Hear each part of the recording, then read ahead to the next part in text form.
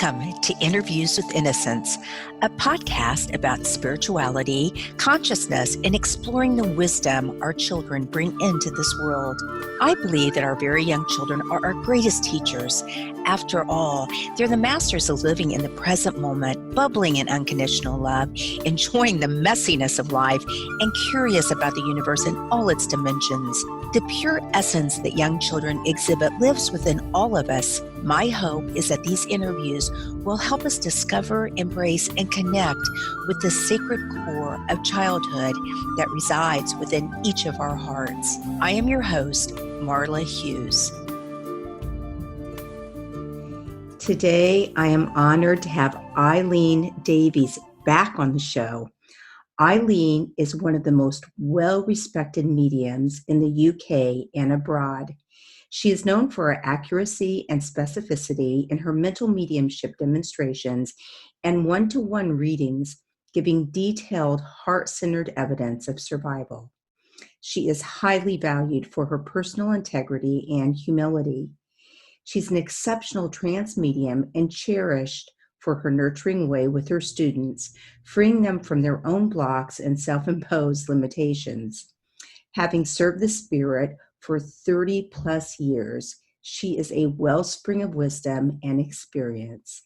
She is a course organizer at the Arthur Findlay Spiritualist College and the trustee and principal of Kingswells House, Aberdeen. Welcome to the program, Eileen. Thank you very much, Marla. Yeah. And where exactly are you today? I'm at home in Aberdeen, in Bonnie, Scotland. Oh, so you actually live in Aberdeen. Okay. I live in Aberdeen. Although I was born in London, I moved up here when I was 18. My father passed when I was 17, and my mum came from Scotland originally. So I've ended up here and thought I'd give it a try, and I've been here for 44 years now. So it takes a long time for me to make my mind up. It's a beautiful country, and it's got its own power. There's a very almost mystical energy, I think, in Scotland. You know, when you go into the Highlands and you see the mountains, and it's got just such an amazing energy and feeling to it. Yeah. Oh, I know. I want to visit again so badly.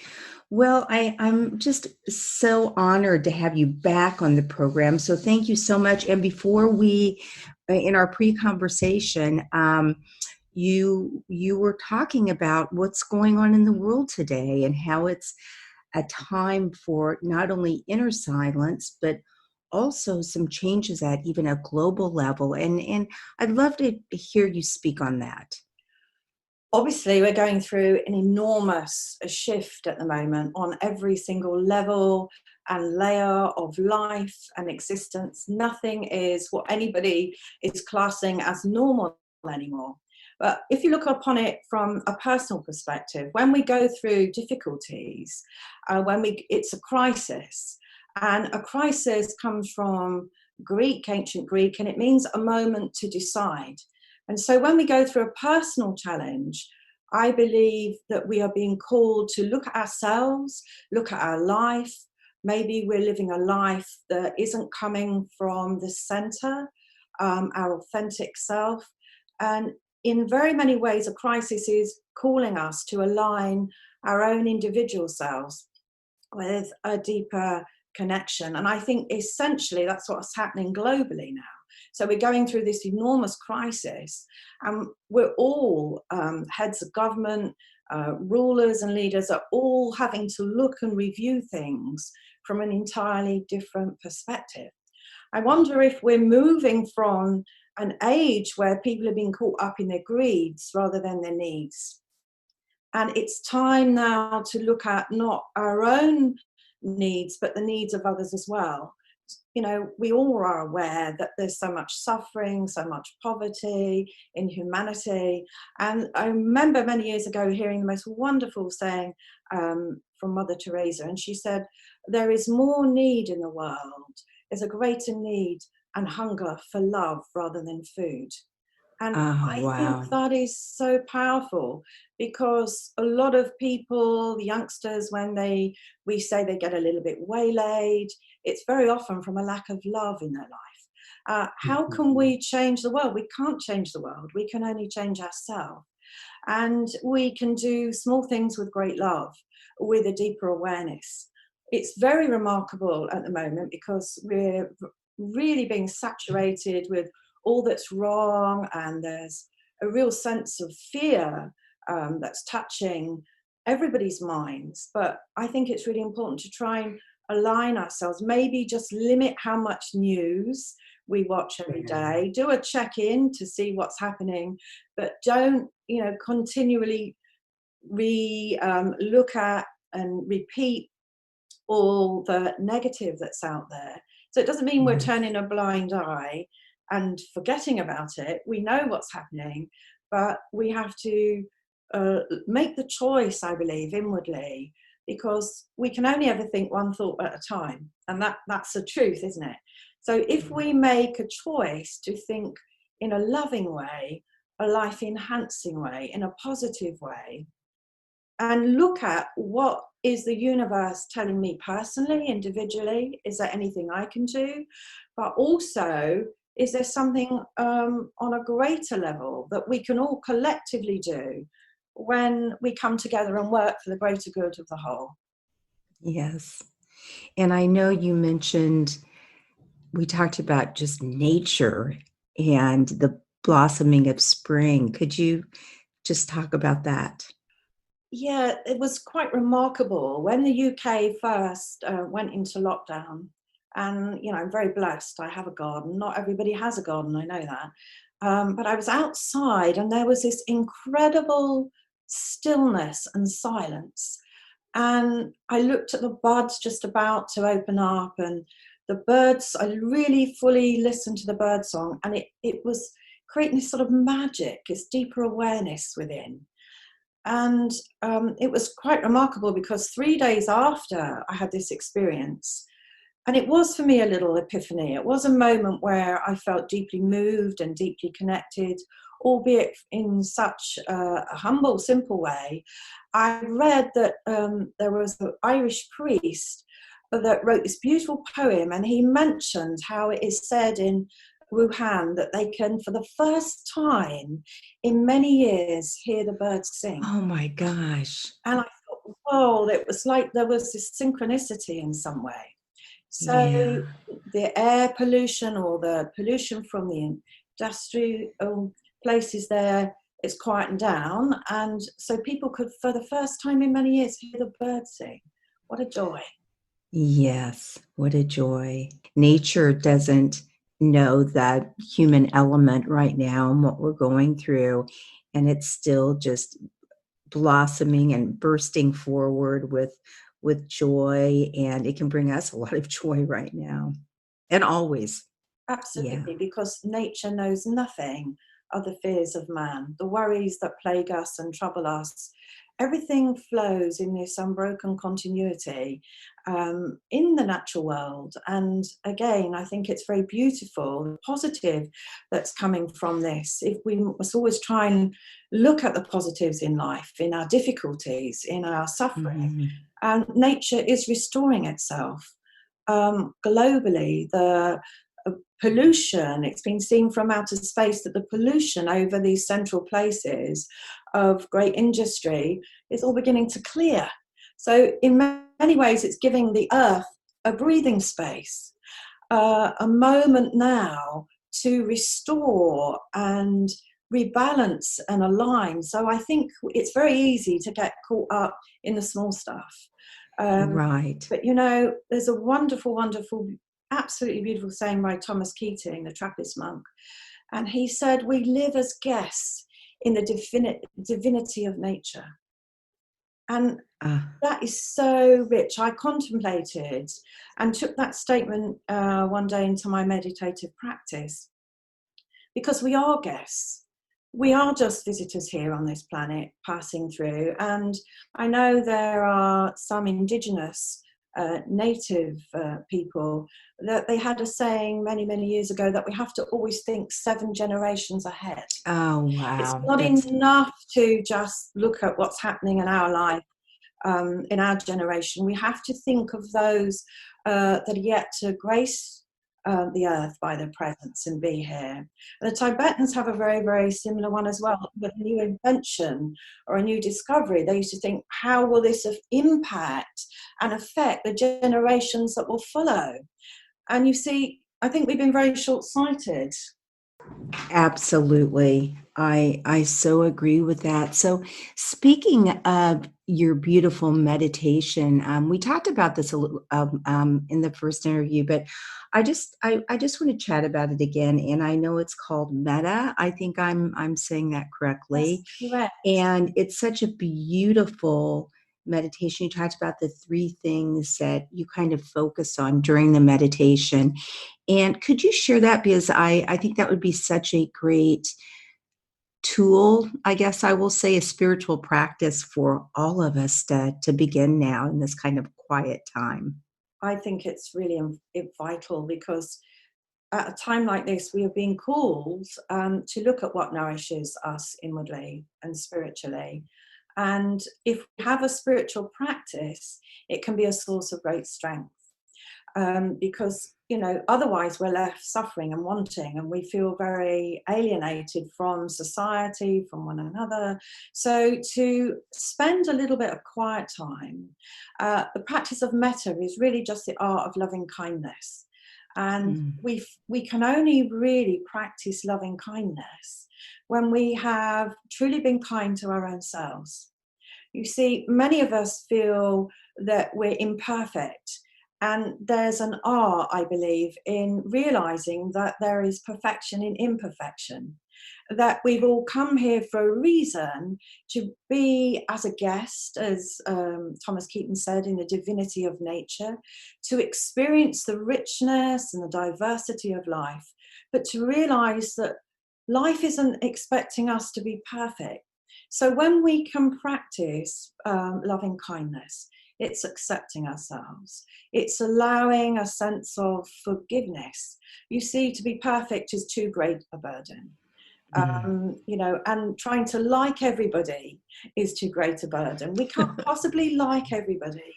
But if we practice loving kindness, we can look beyond the differences, even when people, which, they can be, especially those sometimes around us who are closest to us, very challenging and trying.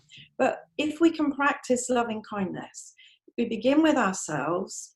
That means accepting, forgiving ourselves for past mistakes. It's really about taking your awareness to your heart and allowing the love to expand, and the love which includes, your first embraces your own self, then those around you, those that have touched your life. Everybody everywhere, I believe, is a teacher. Some are teaching us by their good behavior and example how to be, and others are teaching us how not to be. So if you look upon it, that everybody everywhere is teaching you something, then it makes it a little bit easier. So loving kindness then to those that we've known, friends and family. And then this is quite challenging, and I think you have to be well practiced in metta or loving kindness. That is then bringing to the light of awareness those who in your life have caused you great suffering. Oh, wow. Now that's a very, very challenging thing to do. And it's quite interesting, because what happens in this practice, when you sometimes think, well, you've forgotten someone's behavior or their actions and you've forgiven them, you find that when you're following this practice, the light of and remembrance of them seems to come first and foremost into your consciousness. And so then you realize there's still more work to do. Right. And that work is bringing great effort in small ways, not judging. I think that's a really, really big thing. So it's very freeing, it's very liberating, but it's very authentic metta as well, because it means that you're working on that practice today and hopefully the next day, and sometimes you are going to get it wrong, and sometimes you feel, yeah, I haven't forgiven, or I'm not free fully, but that's okay, because we're human Mhm. beings, and it's all right to be far from perfect. And I think Right. by doing that, it's very beautiful, Yeah. and it's helped me in my life. Yeah, it's a beautiful practice, and it reminds me of another Mother Teresa saying that you have mentioned before, which is, we draw our family circle too small, and we need to reach out to others, whether it's just our immediate biological family, those that have caused us suffering, because many times, if not all times, those are the people that really teach us the greatest lessons. It sounds so kind of cliche, but because it's hard to admit, but there's a reason that they're there. Another thing that you say is, the universe is a symphony. We add our own melody and uniqueness that wasn't quite there before. When we know we are eternal beings, it takes us through the door of transformation. I love that. I think those two quotes were separate when you did say them, but I love both of them. But how so true that we all have a special uniqueness, and we have to remember that, and everyone does. It's so true, because so Yeah, many people spend a lot of their life trying to be someone else instead of right. just simply being their own selves, and realizing that in this moment, in this life, we are just as we're meant to be. And so Yes, life is calling us to really look at ourselves and question, how can I make a difference? We have to find our own riches and inner treasures within our own being, within our own self. And I believe all spiritual practices are bringing some unique quality that, I'm very eclectic. I'm a spiritualist. I spent my whole life being this bridge between heaven and earth, so to speak. But I've always had a very inquiring mind, and I've done so much sort of searching, and what can I look at, what can I take on board that I can use as a practice that will enrich my living of my life and give me a deeper understanding. It doesn't mean you've got to be holier than thou and go around all the time in a superficial way. It's taking us to the very deepest sense of who we really are, and right, acknowledging that and being comfortable with right. that. Beautiful. So being that, you've spent much of your life being, bringing forth these messages from the afterlife, do you have one or two? I didn't tell you I was going to ask you this, but Okay. that just come to your mind that you could share, because a lot of our listeners have not really been around mediums that much. This Mhm. is kind of a different audience.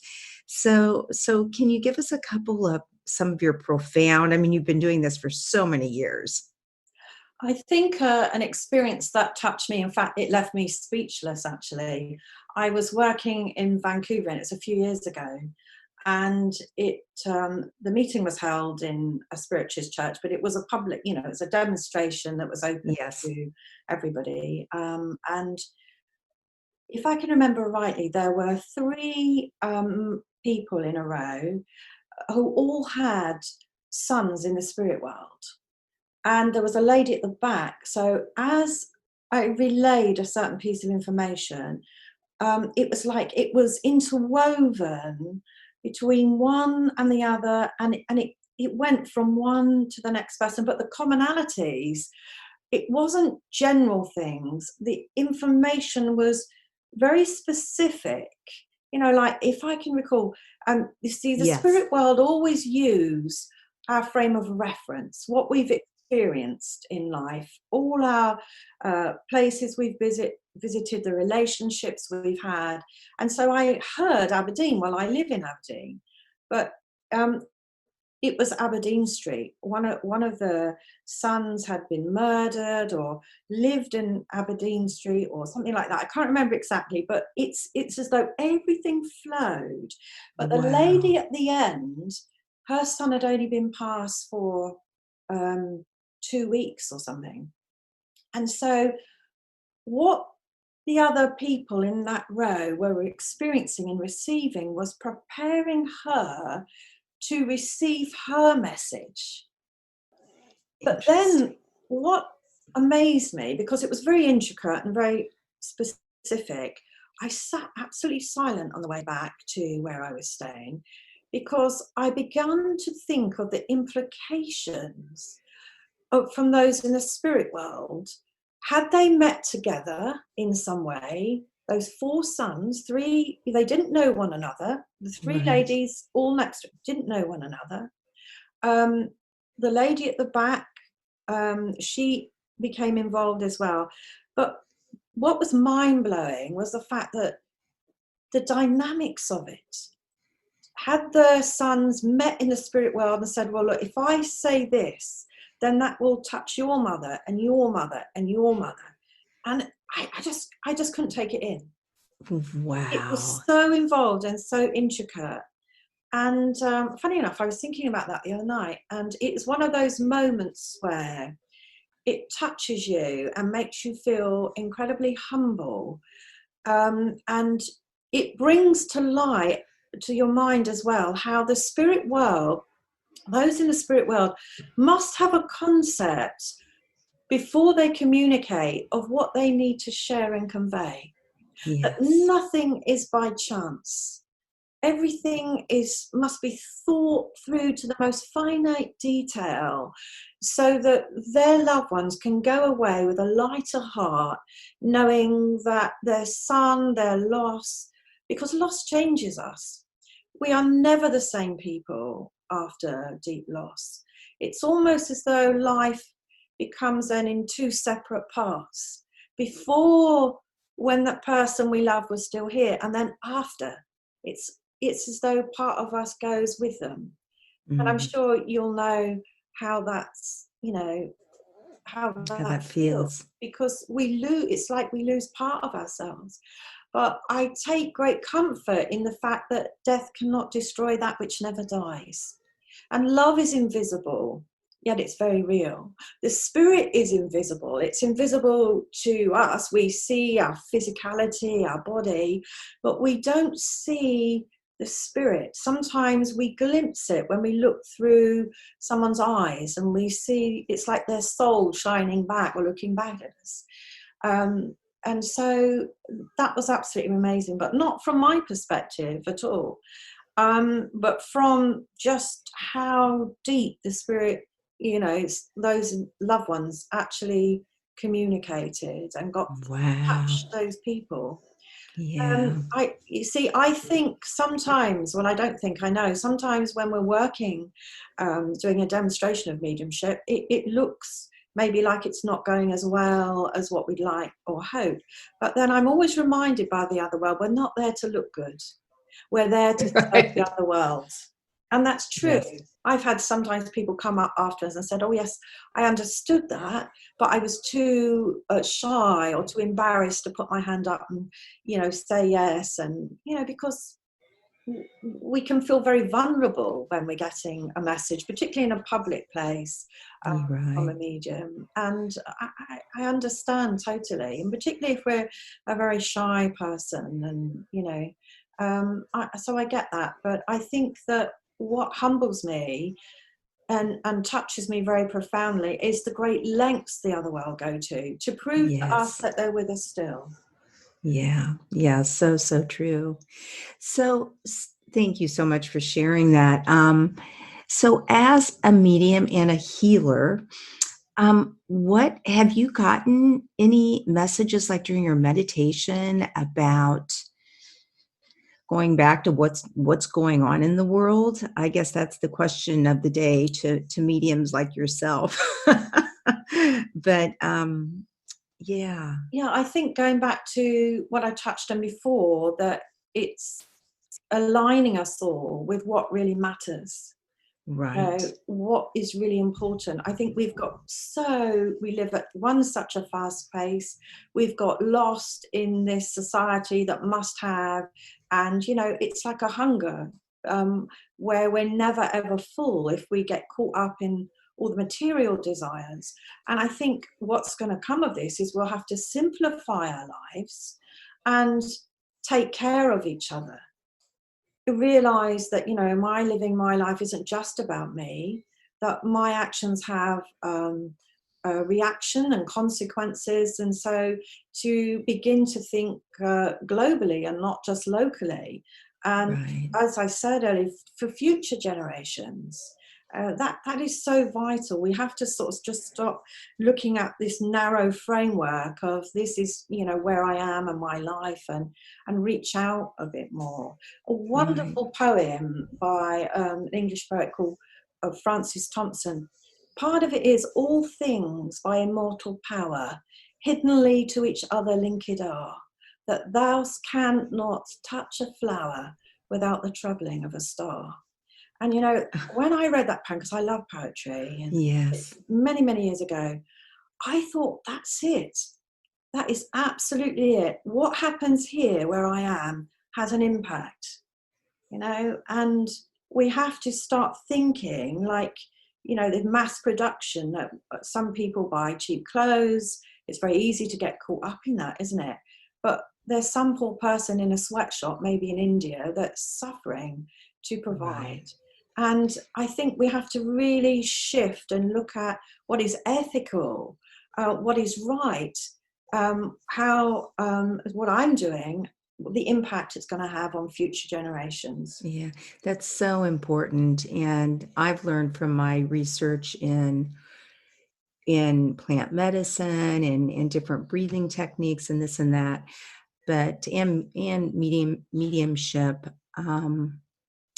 that when you can truly let go and heal, you can actually heal future generations too. You can get through that, whatever that thing has been that has kind of been transferred down through the lineage of the family. And once again, if you really work on yourself and you can let that go, you're freeing future generations, which you're right, the indigenous cultures have known that forever. And we need to think about that a lot more.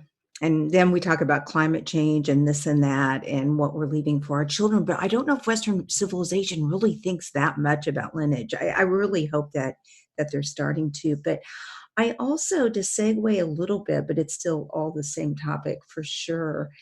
Um, you say, or someone said, I'm pretty sure it was you, God is too big for one religion. I remember you quoted someone. Yes.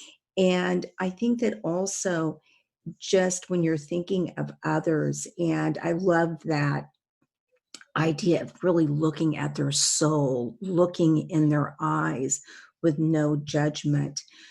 We also, I think, need to rethink what our judgment of different religions, because you're right, it's all about love. And you can't say just because you don't believe what I believe, then this is going to happen or that is going to happen. And so can you just speak on that a little bit? Yeah, and just to retrack a little bit there, I think, you know, we live in the thought generation of the past. What we're experiencing now is what those before us, those that have come before us, we've inherited Yes. that. And now we're creating what generations coming after us will inherit. And I think that's Yes. very, very important. I think there's something quite remarkable happening at the moment, because essentially we're not adopting the religious tradition of our parents or their parents. People are beginning to think for themselves, and they're beginning to question. And if you look at how every country, you know, is a melting pot of all nationalities, of all culture. So we have to then look at, what can I learn? I think divisions, barriers, hopefully are being eroded, and so that we can meet one another and have a sense of unity and diversity, and honour someone else's right to perceive the world in a different way, to honor their culture, their way of life. And I think the three R's, we should always have reason, reverence, and respect. And I think if we Love live that. by those three words, to have reverence for all life, where we are right now. Christina Rossetti, wonderful poem, British English poet. It's one of my all-time favourites. Tread softly, for all the earth is holy ground. Could be if we looked with seeing eyes, the spot at which we stand is really paradise. You see, if we can have that reverence for life and reverence for one another, then all the conflict will begin to cease. But the generation now, my age group, it has to begin with the children. We have to, I'm not saying it's too late for us, or me, I've lived a great part of my life, but the generations, we have to teach them, and we can't teach them just by words, but by being an example. That's the Yes. only real way we can teach, is by being a good example. You see, St. Augustine once said he was asked to go out into the world and preach, and when you have to, speak. Now, how profound is that? So in other words, by your life, by the living of your life, by you being an embodiment of the truth, then by your ways and your manner and your conduct, then people will be drawn to you and touch that same truth. Oh, that's so profound. And yes, the children, we were just talking about this the other day in an interview about how they watch every movement, and what do you do when you, and we all try to do our best, but what do you do when you see a homeless person, or what do you see when you see a hurt animal, or if you know a neighbor is grieving, or if you see a butterfly that has a broken wing, or, just what every living in the present, as you say, the magic of the grace of truly being present reminds us of our own selves, our authentic selves, and to give that to the very young, to be able to tap in to watching an adult or their teacher, if you will, be their authentic selves. What a beautiful gift, and to see us loving unconditional. And that is it, isn't it? Because, if we are our authentic selves, if we bring a sense of connection and we're truly present, and, we think before we say anything, Yes. because every thought we have is either life enriching or life denying. Every word we say can be a blessing and a soothing balm of comfort. It can reassure, or on the opposite of that, it can be something that's very harmful or damaging. And once it's been said, we can't take it back. Right, So right. it really, I think it's so important. And these are really core spiritual values.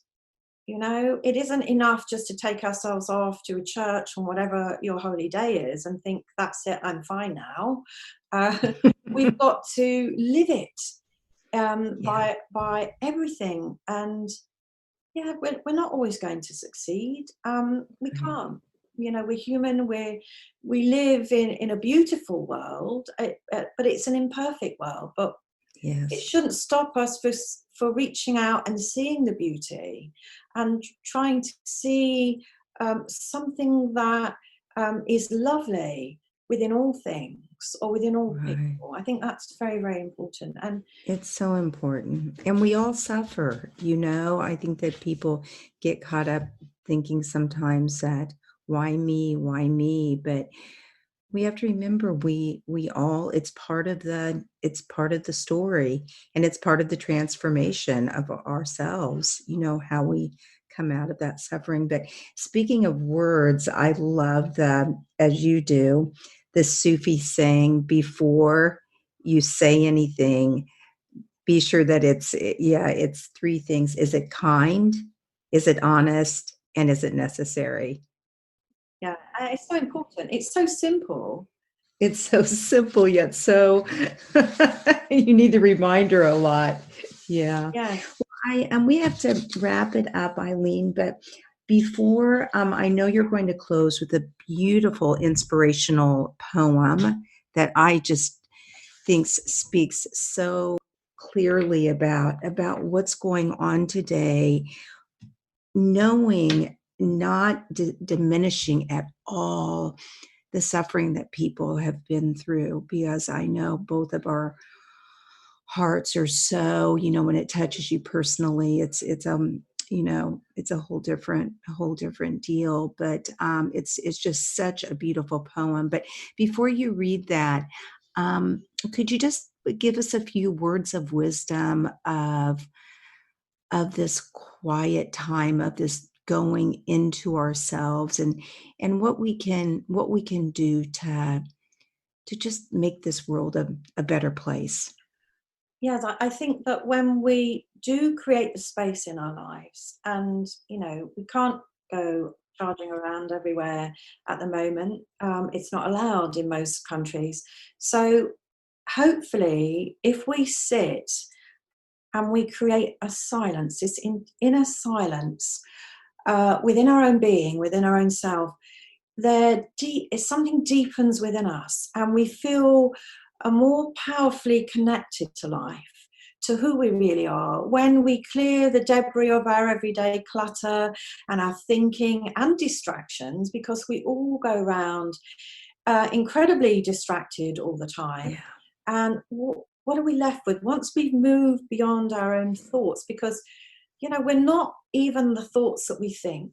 They're visitors that come and go, that Mm-hmm. fill, our minds sometimes. But when you move beyond that, in a meditative practice, you touch something divine, you touch something eternal. It's timeless, and you realize that the body isn't you, that you're boundless and free, and that we're just passing by as guests and visitors on this planet. But what is eternal, what will remain when we leave this physical body behind? The spirit. And yes, there is enormous loss. People are losing maybe not just one member of their family, but sadly two. And my heart goes out to these people, because, as I said before, loss changes us. We're never the same. But when you view it from the eyes of the spirit, that what's happening is that soul is going home. Where have we come from? The eternal world. We're guests here passing by. Where do we go back to? We are not this body. Birth and death are just doors where our sacred spirits pass. That was Thich Nhat Hanh that said that, the wonderful Buddhist. Birth and death are just doors where our sacred spirits pass. And so if people can know that their loved ones aren't gone, they're not dead, the essence of who they are is still there. Our loved ones are still thinking, feeling, caring. And if we can quieten ourselves to the distractions of the world, to the senses, we glimpse eternity. We touch heaven, and for that moment we can feel replenished and renewed. We can feel their presence, but we have to be removed of the blinkers, all the things that stop us realizing this. You see, I think that nearly all people I've known that have come to a spiritualist meeting have done so because of loss. And when you have the treasure and the knowledge that we are eternal beings, and that in one day, come what may, because the only great guarantee of life, this physical life, is that one day we will leave it. We will leave behind our physical body, and we will be met in the arms of love. We will be reunited by those whom we have loved, who love us, who we have shared part of our life with. And it changes. So if people can just allow the window of awareness, of perception to open a little bit and to invite the possibility that their loved ones, it's only the shell of the body that's gone, Yes. not the soul, not the eternal self. And then it can help. I know I've gone through loss in my own life. Of course I have. And it doesn't take away the pain, but it eases it Mm-hmm. over Mm-hmm. time, because we know and realize that the excitement of knowing. I remember, this is digressing a bit, the first time, as I was 17, when my father was very close to pass. Yes. And I remember the first communication I had from a spiritualist medium. And I felt I floated down the road. I was Yes. so overjoyed. It just changed me. And I'll never forget that. I'll never forget how that made me feel. And that's the thing that motivates me to spread this understanding and truth. Because Wow. people are suffering when they could know. Yes. Beautiful. Beautifully put. Well, would you like to share in closing, share the poem with us? Yes, it's a passage, and it touched my awareness, as I said to you prior, um, when I heard the silence and the stillness, that no traffic, no cars, no planes going overhead. And it's called outside, the sun is still shining and the birds still sing. A silent hush descends upon the once busy streets, a silence created by the impact of an invisible power we can neither see or touch, and yet it has the power to take away a life of someone we hold dear. In the breath of a moment, it is stronger than any army or leaders who rule by force and power, as it is invisible. Yet out of the window, the sun still shines and the birds still sing, and the call of spring speaks of new life and urges the buds to unfold into the grace of belonging. Nature knows nothing of the fears of man, but responds to the silent strength which awakens new life into being. In the silence, an invisible power was also speaking to the soul of man, to abandon fear and greed forever in a space which was created in the stillness. An echo of who we really are stirred as a reminder to put away the madness and return to the center of belonging. To meet each other with openness of heart and mind. In the space, an opportunity was given to right all wrongs of the past and to learn to truly love again. Not the love of things, but of people, in a world that had forgotten how to truly be in the presence of each other, and to stop to hear the birds sing. Because of this, a new hope filled the hearts of man, and a vision to create a better world began, where all could live together in the great dance of existence. And because of this great love, the invisible power could harm no more. And just as the flowers in spring, the blossoms of love and kindness filled the gardens of the earth, a new world was born. Wow, that that is beautiful. And who was that from again? Um, that was one evening I received that Oh, at the start of the lockdown. from the spirit world? Yes, I'm sure from the spirit world in some way. Hopefully from all this suffering that so many people are experiencing in various parts of the globe and areas of life and living, hopefully a new collective vision will be born Yes. that we really have to respect and reach out and not just care for our own needs, but the needs of others and those around us on the planet. Yes. Beautiful. Well, Eileen, thank you so much. It's always such a pleasure to see you and an honor to interview you. And if people want to find you, how would they do that? I have a website, eileendavies.com. Simple.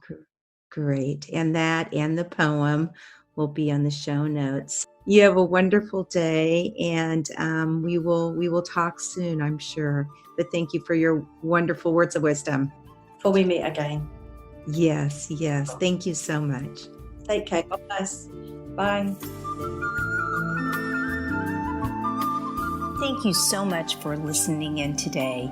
If you want to learn more about the show, you can find us at interviewswithinnocence.com and on Facebook or Instagram at Interviews with Innocence. Please write me a message, tell me what you liked, and let me know what else you would like to hear. I would love to hear from you. And if you liked what you heard, please leave us an iTunes rating and review. It helps other listeners find the show. Thank you.